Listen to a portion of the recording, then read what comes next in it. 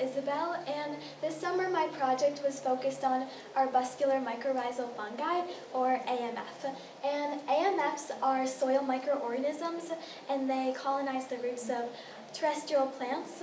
They're very abundant, and they form symbiotic relationships with them, so they're exchanging nutrients. So they're very important. And in the roots, they look like this up close when they're stained. And more specifically, what we were looking into was the relationship between AMFs and another root colonizing fungi, which is called the dark septate endophyte, and it looks like this. So you can see that the two fungi have different structural properties to them. And what we wanted to investigate was if these two fungi are competing with each other, because they both need space and they both need nutrients in the rhizosphere, so that's why we had this hypothesis.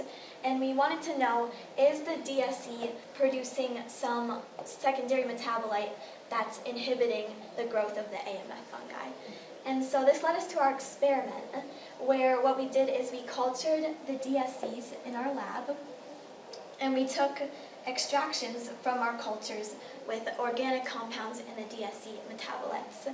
We then diluted our extract to different concentrations and added these extracts to AMF spores.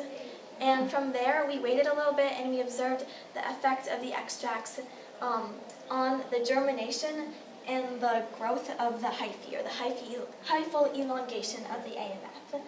And so this led us to our results, where you can see this graph shows the spore germination as concentration of DSE increases, and this one shows the growth of the hyphae as concentration of DSE extract increases.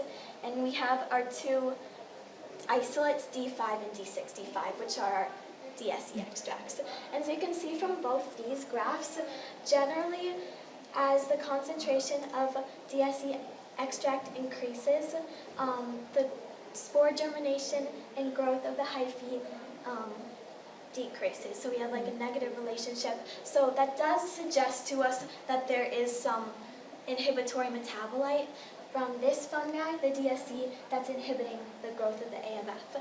And so, just lastly, as you can see, we do have a lot of variation in our data.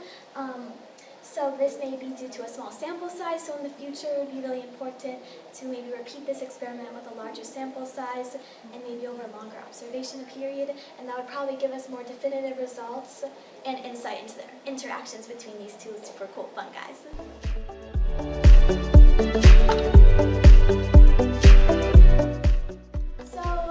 Well, this is my first lab overall, but I was working kind of in like chemical ecology, and